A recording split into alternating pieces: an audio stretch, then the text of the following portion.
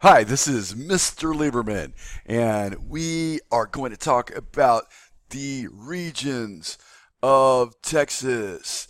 That is right, a little review. So we're going to start right here. And who remembers what this is called? This is called what? That's right, this is the mountains and basins. So draw some. That's funny. Okay. When you draw, you just doesn't always act the way you want, but draw some mountains. Okay, up here, and the further north you get through here, the more mountains you get. Ooh, I'll do a triangle mountain. Watch. Ooh, let's see if it works. Yay, mountains. All right. And then remember, this part is called the Great Plains. And notice it doesn't actually cut off right here in the panhandle. This part of Texas called the panhandle. It goes beyond those flat lines. And the Great Plains, goes all the way to Canada. Okay? Remember the mountains and basins, it's in the west. And then this part, the Great Plains, is north. And then we have the North Central Plains. And that's where Fort Worth is, right about there. And on the other side, we got Dallas, okay? And we are in this coastal plains region, coastal plains. First of all, I want you to remember, this isn't the best drawing of the four regions.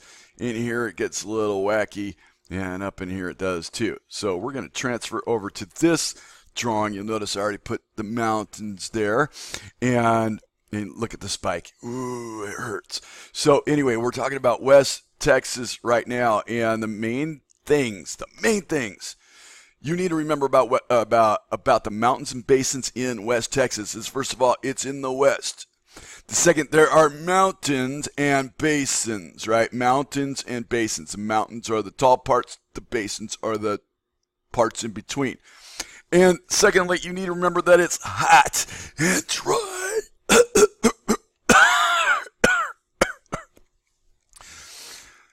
Now, if you get up here, now that doesn't look hot and dry, no, because it's in the mountains. And what I'm trying to show you here is that if you go north from here, that you end up in the Rocky Mountains. This part is New Mexico, but if you go further north, oops, don't look at that yet. Okay, if you go further north, you end up in these wonderful snow-capped things in Colorado in the Rocky Mountains. All right, here we go. Now, but what you get down here in especially the south part of the mountains in basins, you get cacti and you get creosote bush. Cacti and creosote bush. Doesn't that look hot and dry? That's the point. Well, what kind of animals live there? All right, so in the north, in the mountains, you get a lot of deer. And you get those guys called cougars. All right.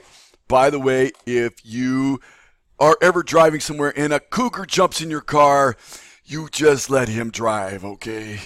All right. Next, we have bears. So you have the deer, you got the cougars, and you got the bears. That's in the mountains. But if you go further south, where it gets more deserty, you have these guys. They're called roadrunners. You will see them here also in this area.